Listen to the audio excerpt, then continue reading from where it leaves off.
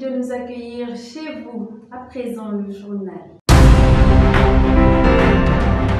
Bonjour à toutes et à tous. La route a encore fait des victimes ce mardi. Un bus est renversé à Khombole avec un bilan de 4 morts et plusieurs blessés. Les causes de ce drame ne sont pas encore connues. 89 cases réparties en 19 concessions du village de Papé-Loug dans le département de Koungheul ont été consumées lundi par un incendie probablement déclenché par le vent chargé de poussière qui souffle sur la zone depuis ce matin. L'adjoint au sous-préfet de Missira, Waden Sekoubio Diatta, a déclaré qu'il n'y a eu aucune perte en vies humaines, mais les dégâts matériaux restent incontestables avec 135 lits et puis aussi à cela s'ajoutent aussi des habits qui ont été dévorés par les flammes.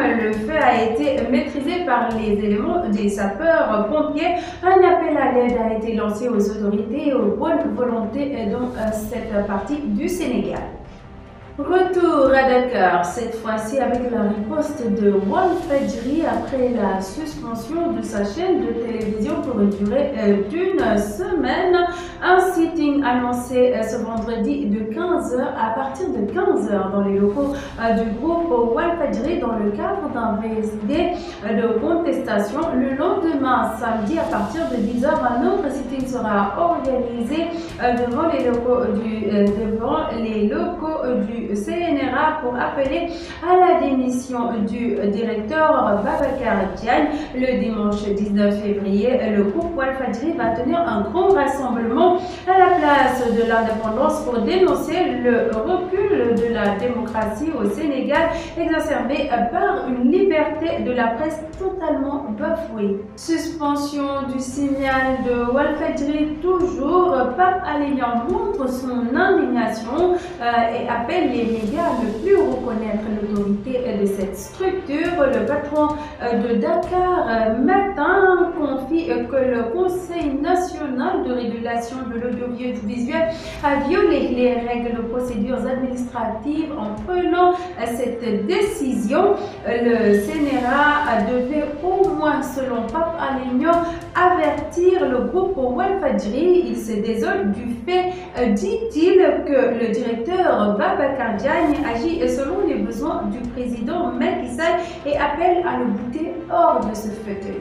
Le ministre des Transports aériens et du Développement des infrastructures aéroportuaires Doudouka a offert une ambulance à la commune de Sédhiou. C'était lors d'une visite des travaux de réhabilitation de l'aérodrome de Diendé. Il s'est dit satisfait de l'évolution des travaux de l'aérodrome qui va servir de lieu d'atterrissage lors de la grande tournée économique du président Macky Sall à Sédhiou, prévue du 22 au 24 février prochain. Le maire de la commune de Diendé, Doura Cissé, a pour sa part magnifié l'acte du ministre Doudouka. Sur l'international, le séisme qui a frappé la Turquie et la Syrie a atteint les 35 000 morts ce jeudi. Alors que les chances de retrouver des rescapés deviennent quasi nulles, la priorité est désormais mise sur l'aide aux centaines de milliers de personnes dont les logements ont été détruits par le tremblement de terre. L'Organisation mondiale de la santé a déclaré être toujours en train de mesurer l'ampleur de ce qu'elle qualifie de pire désastre naturel en un siècle en Europe. Sur l'international, toujours, l'Église portugaise, accablée par la révélation de près de 500 victimes de violences sexuelles en son sein, un rapport définitif rendu public après 1 an de travail par la commission d'experts indépendants constituée au Portugal pour enquêter 13 février à Lisbonne. Plus de 500 témoignages de victimes recueillis et confirmés. Des dizaines d'entretiens avec de hauts dignitaires de l'Église et l'accès précieux aux archives diocésaines.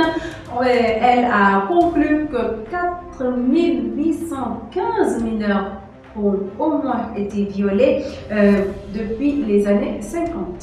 Le monde du sport en deuil, l'athlète Ken Doi n'est plus. La spécialiste du triple saut, du saut en longueur, a tiré sa révérence ce lundi en fin de soirée à l'âge de 44 ans des suites d'une longue maladie. Ken Doi était alité depuis une dizaine d'années, 2 fois championne d'Afrique au triple saut lors des championnats d'Afrique de 2000 en Algérie et de 2004 à Brazzaville. Elle a été médaillée de bronze au triple saut en 2003 au championnat du monde d'athlétisme en salle à Birmingham. Que la terre lui soit légère, mesdames et messieurs. C'est la fin de cette édition. Merci de nous avoir suivis. Au revoir.